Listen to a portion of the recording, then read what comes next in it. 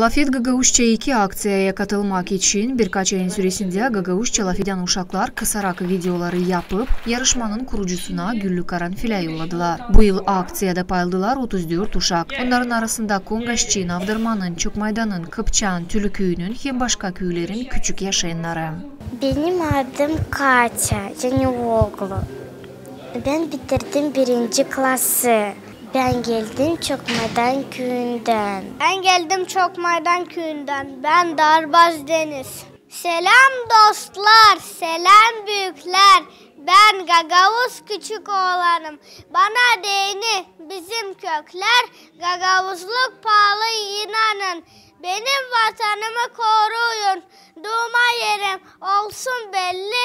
Bilsin dünya aynı soylum. Hem var benim ana dilim. Büyün aşı oldum ya bak. Başımda beyaz kapak.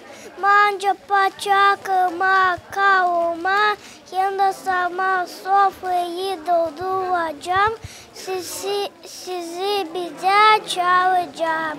Uşaklar haviyizlen payladılar yarışmakta. Her biri onlardan kabul ettiler bahşişleri hem şanlı diplomları. Bizi pek sevindiren Gagauşça Lafit'den aileler ortaya çıktı. Bu yıl Avdarma çıktı ön plana. Bıldır Kıpçak'tı. Bu yıl Avdarma. Ben görüyorum hani uşak başlarında uşaklar daha hazırlıklı çıkıyorlar. Ben onu denedim. Uşaklar daha çok serbest laf eden uşaklar var. Onu denedim. İnanıyorum hani bizim anaların babaların yüreğine indi o duygu. Hani uşaklarla lazım laf etmeye ana dilimizde. Çünkü bir dil o bir dil ama açan 2 dil o başka türlü değil mi?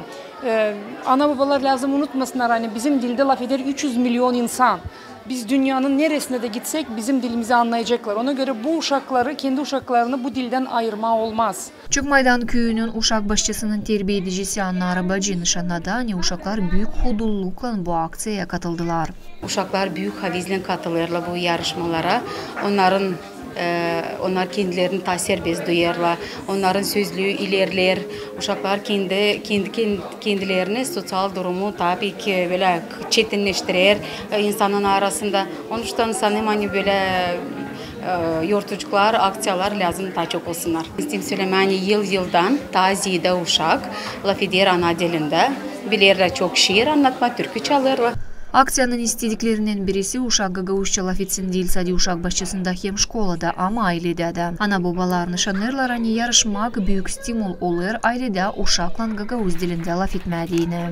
Evde savaşırım sadece Gagavuz dilinde konuşma çünkü sanırım hani Gagavuz dilini lazım ilerletme.